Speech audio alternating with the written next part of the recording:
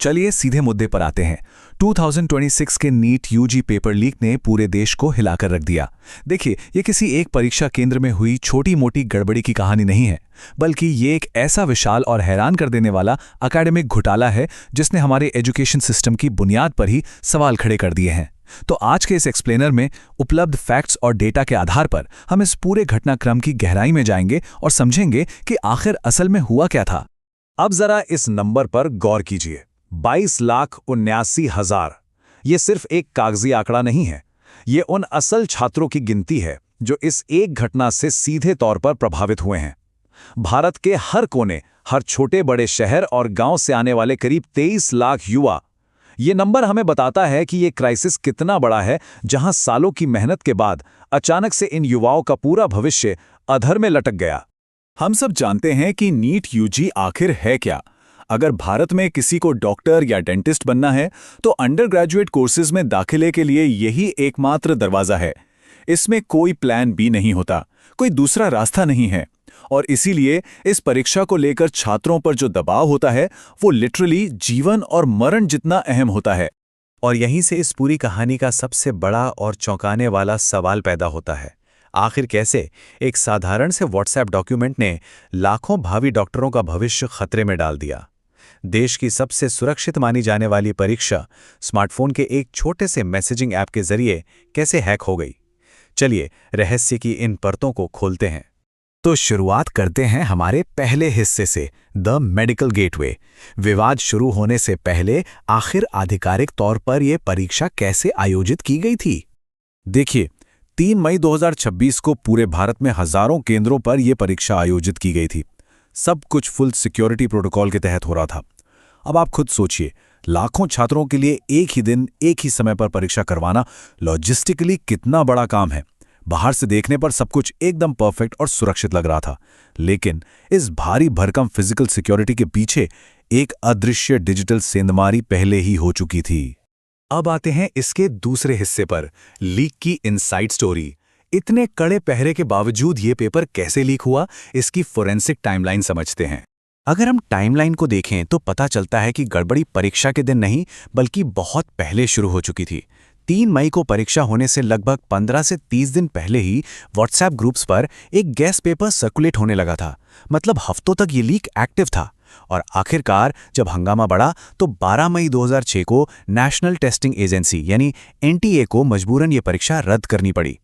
लेकिन वो कौन सा पुख्ता सबूत था जिसने इस धोखाधड़ी को साबित किया? जरा इन आंकड़ों को देखिए। जांच में पता चला कि व्हाट्सएप पर जो डॉक्यूमेंट घूम रहा था उसमें लगभग 410 प्रश्न थे, और जब उसे असली पेपर से मिलाया गया तो अधिकारियों के होश उड़ गए। अकेले केमिस्ट्री सेक्शन के करीब 120 प्रश्न उस व्हाट्सएप डॉक्यूमेंट से हूबहू मिलते थे। मतलब एकदम कॉपी पेस्ट। इसके बाद किसी शक की गुंजाइश ही नहीं बची थी। और इसके बाद शुरू होता है हमारा तीसरा हिस्सा, कई राज्यों में जांच। एक डिजिटल लीक को पकड़ने के लिए कैसे देशव्यापी अभियान चलाना पड़ा। ये मामला सिर्फ एक राज्य का नहीं था। राजस्थान में स्पेशल ऑपरेशंस ग्रुप यानी एसओजी ने एक्शन लिया और जयपुर से एक संदिग्ध मास्टरमाइंड को गिरफ्तार कर लिया। वहीं महाराष्ट्र में अधिकारियों ने लातूर और नासिक में इस पेपर ट्रेल से जुड़े 45 लोगों को हिरासत में लिया। लेकिन क्योंकि इस लीक के तार पूरे देश से जुड़े थे, इसलिए आखिरकार भारत सरकार को यह मामला केंद्रीय अन्वेषण ब्यूरो यानी सीबीआई को सौंपना पड़ा। चलिए आगे बढ़ते हैं चौथे हिस्से की तरफ, सिस्टम रीसेट। इतने बड़े पैमाने पर एक रद्द हो चुकी परीक्षा को फिर से आयोजित करना कोई मजाक तो है नहीं। इस भारी क्राइसिस को संभालने के लिए एनटीए ने कुछ बड़े लॉजिस्टिक कदम उठाए।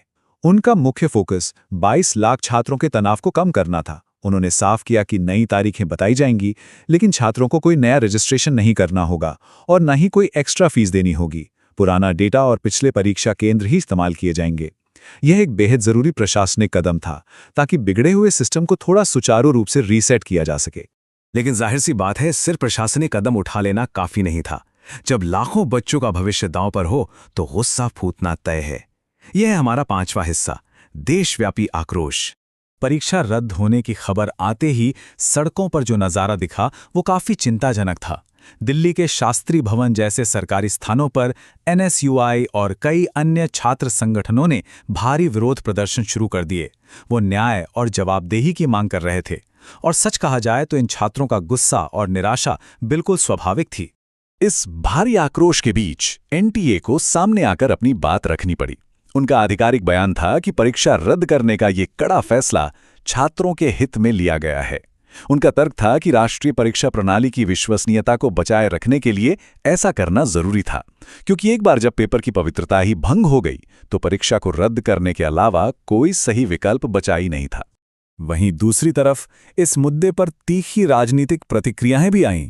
नेता प्रतिपक्ष राहुल गांधी ने इस लीक को सीधे तौर पर युवाओं के भविष्य के खिलाफ एक अपराध बताया। उन्होंने यहां तक कह दिया कि पूरी परीक्षा प्रक्रिया अब एक नीलामी की तरह हो गई है। हम यहां सिर्फ फैक्ट सामने रख रहे हैं और ये बयान साफ दिखाते हैं कि ये मुद्दा सिर्फ एजुकेशन तक सीमित नहीं रहा, बल्कि राजनीतिक रूप से भी बेहद संवेदनशील हो गया था। खैर, ये पूरा घटनाक्रम हमें एक बहुत ही गंभीर सवाल के साथ छोड़ जाता है। जरा सोचिए, जब एक साधारण सा डिजिटल निशान, एक सिंपल व्हाट्सएप मैसेज रातों रात 22 लाख युवाओं के भविष्य को पलट सकता है, तो हम अपनी राष्ट्रीय परीक्षा प्रणालियों की विश्वसनीयता कैसे बचाएंगे? सिस्टम को इस तरह के हैक से बचाने के लिए हमें क्या बुनियादी बदलाव करने होंगे? ये एक ऐसा सवाल है जिसका जवाब हम सबको मिलकर खोजना होगा। आज के 6 स्पिनर में बस इतना ही। जुड़ने के लिए बहुत बहुत शुक्रिया।